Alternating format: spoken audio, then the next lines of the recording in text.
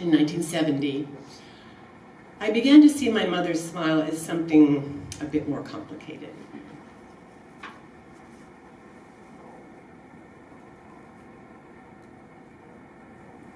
Jesus Christ, Mom, what's wrong with you?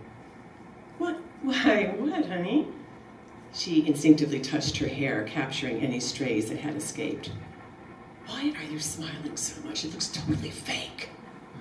We were entering the grocery store during one of my obligatory visits home.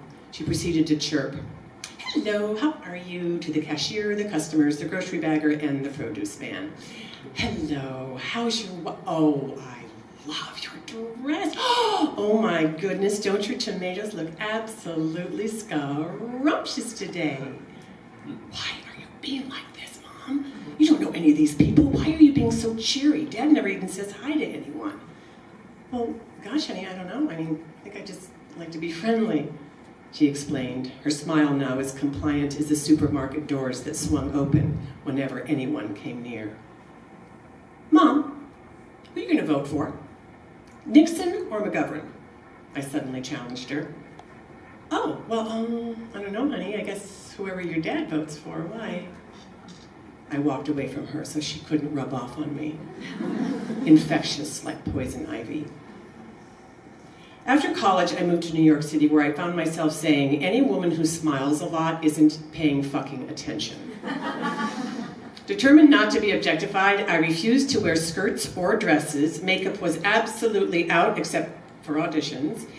And on a visit home, I feared the gap between Mom and I had become too wide to bridge. Nevertheless, I helped her in the kitchen stirring a big pot of, you know what, I gotta put my glasses on. I can't read my own writing here. Okay. A big pot of chili one evening, and I knew it was time to let the bitch out of the bag. I watched her whole body deflate when I came out to her as a feminist. "Oh, honey, does this mean you're a lesbian?" "No, Mom, no, what? No. Well, you just don't seem to take pride in your appearance as you used to," she said mournfully. "And I can't help but notice that, you're not shaving your legs, honey." "Mom, that has nothing to do with it." "Don't mind me, sweetheart. I'll love you no matter what. But I'm just worried, things might be harder for you, honey. I don't think many men are going for these women liber type of gals. Your dad certainly doesn't like them," said the woman whose husband took her credit cards away every time she misbehaved. 6 months later, Mom visited me in New York. We went out to lunch and she handed me a book. "Here, Chris, The Total Woman by Mirabelle Morgan. I think it'll help you, honey." We were in a smoky restaurant on the Upper West Side in my studio apartment, which was filled with cockroaches and my Bibles, The Feminine Mystique, The Diary of Anaya Snin, and Sisterhood is Powerful. Mom patted her hair, saw the mortified look on my face, and snatched the book back to read a quote from the book jacket. A total woman caters to her man's special quirks. It teaches wives to greet their husbands at the front door wearing sexy outfits, like saran wrap, to cover her naked body. And it's only when a woman surrenders her life to her husband, worships him, and is willing to serve him that she becomes really beautiful to him. Mom, are you fucking kidding me? Honey, please don't swear. I just think if you smiled a little bit more, it might help you find more jobs. It might even help you find a boyfriend, honey. I've been having a rough time with Dad lately, and, well, this book has given me a Mom. Do you not understand who I am, or at least who I'm honey? Just read it. I think you'll see that you can really get your way with men if you just treat them like kings. Now, don't tell your dad I told you this, but the other day, I tried greeting him at the door, butt naked, except for a cowboy hat and high heels with a martini in hand, and my every wish was his command. Oh boy. I threw up a little in my mouth. I watched her as she talked now, with a face that didn't even seem to be her own anymore. Shortly after our conversation, she told me that she'd signed up to become one of Mirabelle Morgan's ambassadors, speaking at conventions, trying to sell her theories, and I guess also, saran wrap. Months later, I was home for another visit. We were having a glass of wine. So, how's the whole total woman thing been working out for you, Mom? Are things better with Dad? Oh, honey. Oh, you were right. That book turned out to be a lot of hooey. It just stopped working, you know, after all that. I still didn't get what I wanted from him, which is, oh, I don't know. It's hard to explain. And then, out of the blue, after another cocktail, she ripped off her smile, and right in front of me, the floodgates burst open for the very first time. Oh, God, Christine, I've had it. I can't stand this anymore. Your dad is such a chauvinist. Yeah, I know, Mom, so what else is new? He's always been a chauvinist. No, you don't understand, honey. I think he might be having an affair. The color instantly faded from the room. Wait, what, Mom? Really? Well, I don't know for sure, but it just seems like he doesn't care about me anymore. Mom, isn't this between you and Dad? I mean, no, I can't talk to him about anything. He doesn't listen to me. He just ridicules me. She gasped through inconsolable sobs. I wanted to scream at my dad, at every man. But I didn't. Instead, I yelled at her. Okay, so fucking divorce him, Mom. Leave him. If you're that miserable, just go. Despite the fact that I knew she would never leave him, I pressed further. Look, nothing's going to change by complaining to me about it, Mom. Tell him about this shit, not me. Quit being such a fucking victim. She looked at me, stunned at the sudden loss of her one presumed ally.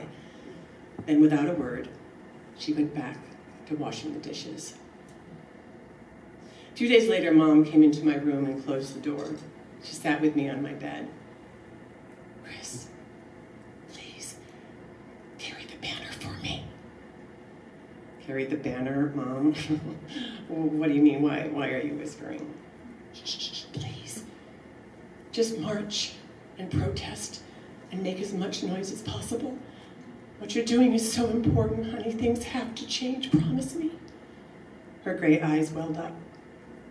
Okay, sure, Mom, I promise. No, I mean it, honey. It's too late for me. I can't do it, but you can. The sky is the limit for you, Chris. Please, do it for me. She seemed smaller now, deliberately shrunken, as if not wanting to take up too much space. I wanted to grab her and say, it's not too late for you. You don't have to accept this, Mom. You are gifted and glorious and powerful. Why the fuck can't you see that? But I didn't say any of that. All those thoughts got caught in my throat. Instead, I just sat there, impenetrable and unforgiving as ever. I hardly recognized my mom's face in the photo that appeared in the Detroit Free Press sometime later. She was standing beside her still life oil painting that won the top prize at the Detroit Art Fair. Here, her smile looked different to me.